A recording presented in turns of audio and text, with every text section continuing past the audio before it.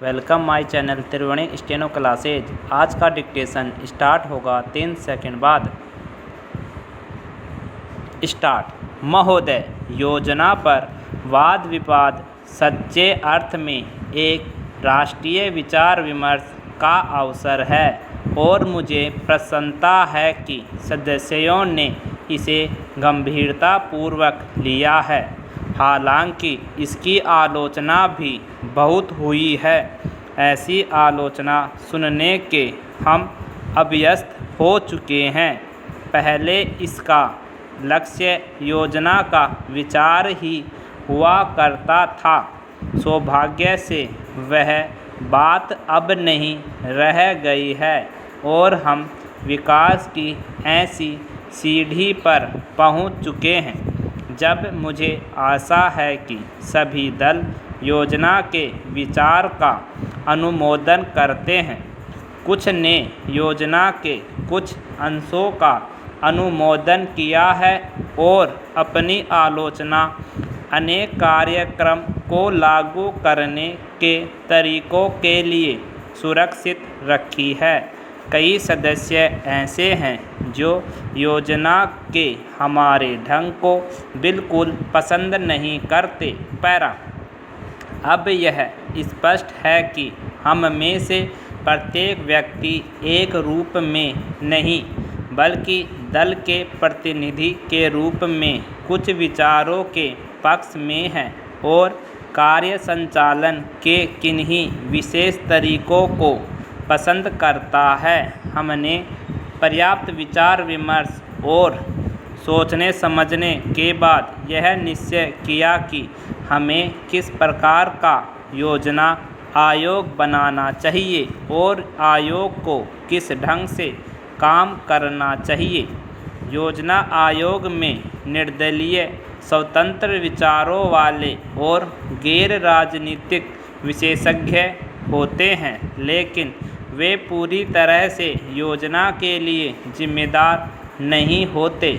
योजना का निर्माण प्रत्येक राज्य के विभिन्न स्तरों के लोगों के साथ अनेक विचार विनिमयों के आधार पर होता है और अंततः उसे अंतिम रूप देने के लिए राष्ट्रीय विकास परिषद में प्रस्तुत किया जाता है, जिसके अंतर्गत सभी मुख्यमंत्री होते हैं, जिनमें अनेक अन्य दलों के होते हैं। वे मिल बैठकर अपने विचार व्यक्त करते हैं।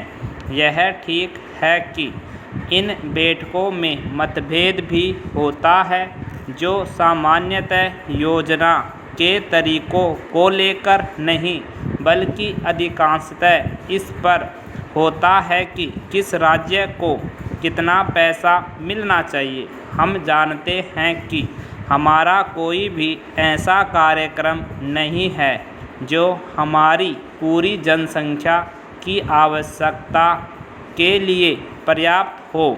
सभी समय उपलब्ध साधनों और जनता की आवश्यकता के बीच सामंजस्य के लिए प्रयास करना होता है। यह सोचना होता है कि क्या किया जाना चाहिए अथवा एक दूसरे क्षेत्र के लिए क्या किया जाना चाहिए। कुल मिलाकर यह योजना अगले 4 वर्षों के लिए प्रगति का घोषणा पत्र है। हमें कुछ अनुमान है। पैरा।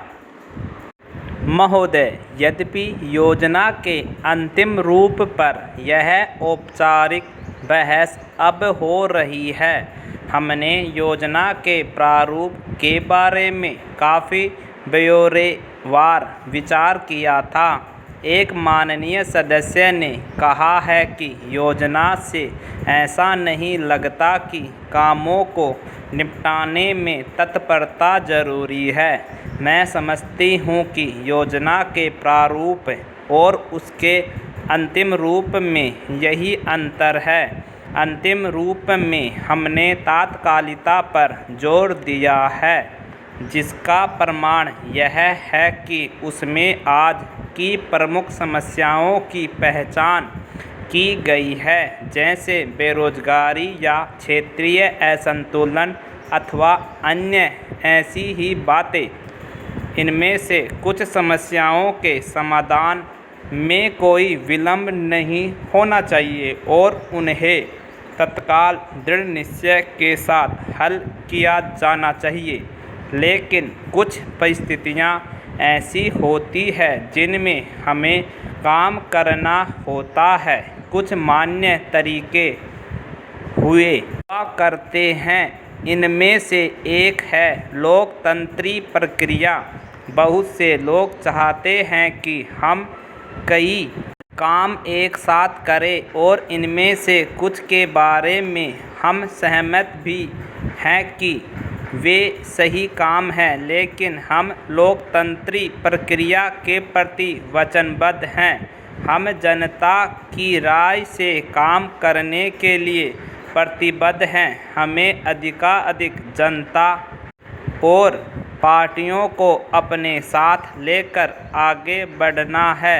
मैं समझती हूँ कि अगर इससे हमारी गति कुछ धीमी भी रहती है तो भी हमारी प्रक्रिया को बल मिलता है और हम जो भी काम हाथ में लेते हैं उसे बल मिलता है। पैरा दूसरा तरीका मिश्रित अर्थव्यवस्था का है, जिससे शायद कुछ लोग सहमत नहीं हैं, लेकिन जिसे हमने अपने लिए निर्धारित किया है।